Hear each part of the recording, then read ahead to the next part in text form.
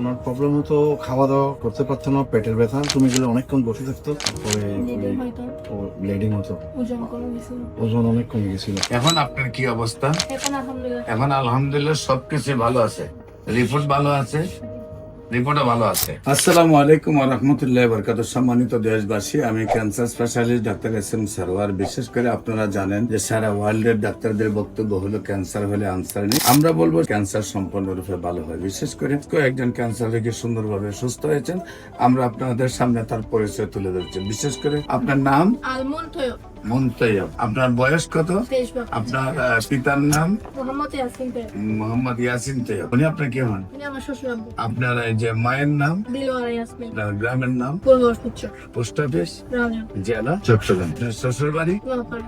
নোয়াপাড়া। আপনার ছেলের বউ? জি, আমি আমার ছেলের বউ। হ্যাঁ, কি সমস্যা হয়েছিল আপনার ছেলের বউ? আমার ছেলের বউর সমস্যা ছিল, ওনার চিকিৎসা নিয়ে রেকটাম ক্যান্সার হয়েছিল 24 সালে। কলোনোস্কোপি করার পর ধরা পড়ছে ওনার ক্যান্সার হয়েছে, ওনাকে সার্জারি করতে হবে। কি কি প্রবলেম হইতো? ওনার প্রবলেম হতো খাওয়া দাওয়া করতে পারতো না, পেটের ব্যথা, পায়খানা ব্যথা হতো, বাথরুমে গেলে অনেকক্ষণ বসে থাকতো, তারপরে ব্লিডিং হতো, ওজন অনেক কমে গেছিল। ব্লিডিং হইতো, জ্বালাপোড়া করতো, অনেকক্ষণ বাথরুমে বসে থাকতে হইতো, তারপর বাথরুম হইতো না, আর আস্তে আস্তে ওজন কমে গিয়েছিল। এখন আপনার কি অবস্থা? এখন আলহামদুলিল্লাহ এখন আলহামদুলিল্লাহ সবকিছু ভালো আছে, রিপোর্ট ভালো আছে, রিপোর্টও ভালো আছে। তো আল্লাহর রহমতে আপনার শারীরিক অবস্থাও ভালো, রিপোর্টও ভালো। সম্মানিত দেশবাসী, বিশেষ করে আমরা রিপোর্ট গুলো আপনাদের সামনে তুলে ধরছি। কয় মাস ওষুধ খাইছেন আপনি? 5 মাস।